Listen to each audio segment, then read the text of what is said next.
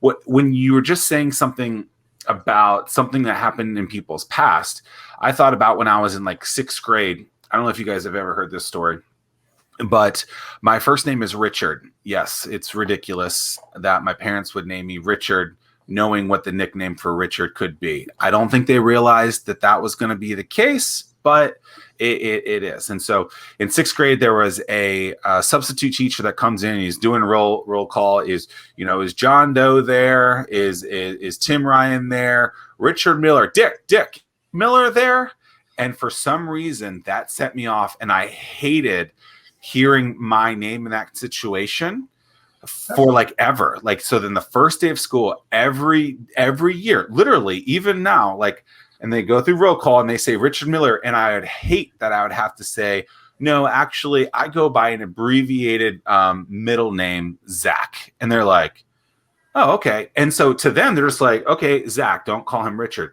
But it affects me. And it like still to this day, like when I have to like go around a room of like a networking event and like they do the round robin, I hate having to wait to be that person. And I think it's because of that time. And I mean, look, I've talked in front of hundreds of people, right? I've done thousands of broadcasts and performances over my life. But for some reason, that silly little thing where that one guy called me a name that apparently made fun of me, like affected me still like 25 years later. And that's absurd to me to think that something like that could affect someone who basically speaks for a living. But yeah, here we are, and it did. There's a great book that I'm just starting. I think I'm in chapter 3, but a friend over in great England, book, 2 chapters in. Right? Well, I know it's a great book because a friend of mine read it and said it was a great book too. But a friend of mine in England recommended it a couple of years ago. It's called The Body Keeps the Score. And it's by van der Kolk, K-O-L-K, I think is the guy's name, and Bessel van der Kolk.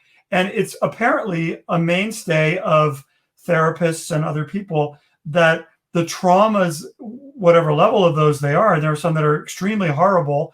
And then there are other ones that are probably less significant, but similarly damaging as yours, that your body remembers that, your brain remembers that stuff. And that's why that stuff, it hurts when it happens again and again and again. So it's a resource that people might find interesting, is The Body Keeps the Score.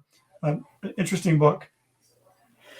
Yeah, I mean, every time we have conversations, Gary, we continue to unravel more and more stuff. And the whole thing is just super fascinating to me about just everything that embodies business, and communication has such a huge part. And